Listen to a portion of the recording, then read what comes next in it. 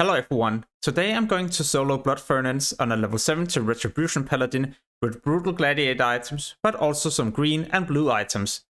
In this dungeon, some of the creatures will attempt to stun you, so I've spent points into Divine Purpose so I can remove this stun with my Hand of Freedom.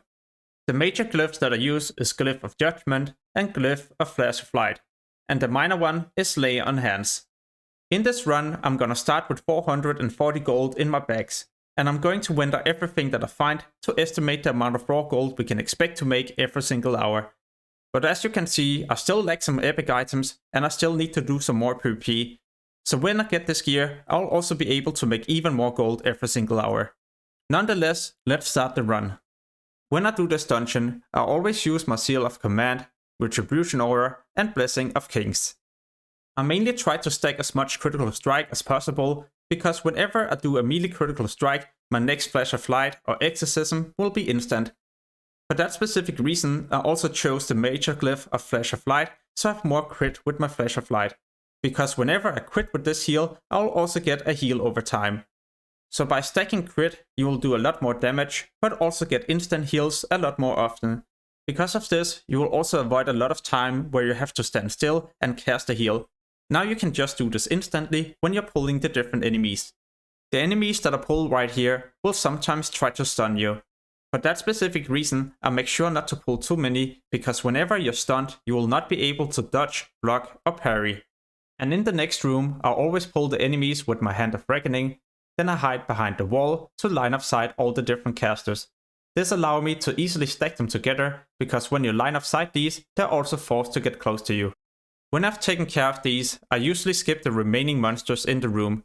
The reason for this is because I would like to get to the first boss as fast as possible. Each boss in this dungeon will always have a 100% chance to drop a rare item, and this could potentially be a weapon that winters for a lot. In a moment you will get into the next room, and in here there will be different summoners. These I always try to prioritize killing fast, because if they manage to summon different creatures, you will also spend more time killing these. So make sure to prioritize the summoners. And by the way, some of these creatures will also flee, so make sure to use a Hammer of Wrath if this happens, else they might accidentally pull even more creatures. In a moment you're also ready to encounter the first boss, but before you're able to do this, you will need to take care of different creatures. So in this room there will be some technicians, and these you have to prioritize killing as fast as possible. Sometimes they will place a bomb on the ground, and this will do around 1800 damage. So when you pull a lot of these, and if you accidentally run into the bombs, or well, the mines, then you will also take a lot of damage. The mines that I'm talking about is the different white objects that is being placed on the ground. And in a moment there will be many of these, simply because I keep pulling technicians. I will also show you the damage that you take, and like I mentioned, it's usually around 1800. Alright, so now you're almost ready for the first boss encounter. Make sure to get a decent amount of health and mana before you start this fight, because this boss will do around 400 to 600 damage. Remember to also use your Exorcism and even your Holy Wrath, because this target is a demon, so your Holy Wrath can even hit this target. Alright, so in the next couple of rooms there will still be some technicians. Remember to prioritize killing these and dodge the different mines. An easy way to dodge the mines is simply just to move and kill the enemies at the same time. And by the way, in this room there will also be some different patrols, so make sure to pay attention to these, else you might accidentally pull too many enemies and end up dying. Overall, this dungeon is not difficult at all. And remember, I'm not even fully stacked in PvP items. So if I had full PvP items, I would also be able to take down more targets at the same time and be able to make even more gold every single hour. What I've also found quite useful is to use my Judgment of Wisdom. This allows me to have a lot of mana, so whenever I can do a Flash of Light instantly, well, then I can also cast this and be able to move on to the next creatures a lot faster. For the rest of the dungeon, I'm gonna add in some music, and at the end of the video you can also see the raw gold that I made.